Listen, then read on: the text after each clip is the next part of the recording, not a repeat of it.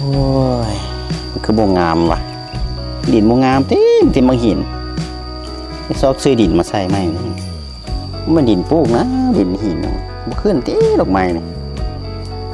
สองนี่ดูเลยฝากซื้อดินได้ไหมมันมาใส่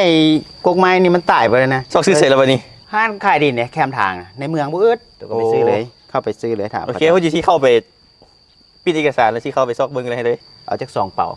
ได้2 เป่ามาใส่ มันสวยเลยที่เข้ามาไหมมันสวย โอเคฝากหน่อยเลยแล้วตายไปละ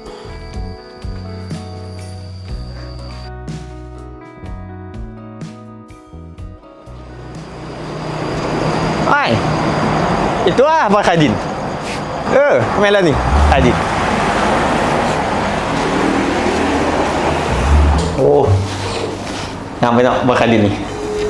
สบายดีบอลขายดินบ่เอ้ยแม่นไผ่ดินอยากได้แถวใดโอ้มีหลายบอลบ่โอ้มีหลายได้โอ้เอ้ยโรงเรียนนำรูปมึงจากซื้อได้นี่ซื้อดินกันเลยเอาใกล้ๆนี่อยู่นี่เลยนี่อยู่หนองยังคำนี่เขตดงโดกนี่เราสิไปเอายูนาซอนบอกก็มียูสีเกิดก็มีนี่คันอยากได้ดินงามแล้วใกล้ๆแบบเที่ยวไปมาง่ายนี่นะอยู่นี่อยู่หนองยังคำนี่ไปมาก็สะดวกสบายโอ้ปลูกฝังได้บ่เอ้ยอุ้ยปลูกฝั่งได้งาม โอ้ใช่เลยเอาตัวนี้แหละตัวนี้เนาะ2 เปาฮะ2 เปาเลยไหมเอา2 เปาเลยส่งเปาส่งมูนี่เด้อเขาใหญ่พิษจิโบเอ้าขายดินไปเลยชนะเอ้ยเขาไม่ได้ขายแบบนั้นนะเขาขายเป็นตอนเลยว่าเขาเป็นปลูกเงินค่ะนะดิเป็นตอนปลูกเงินใส่ก็ได้ค่ะนะโคตรละแนวจี้ชนี่นะ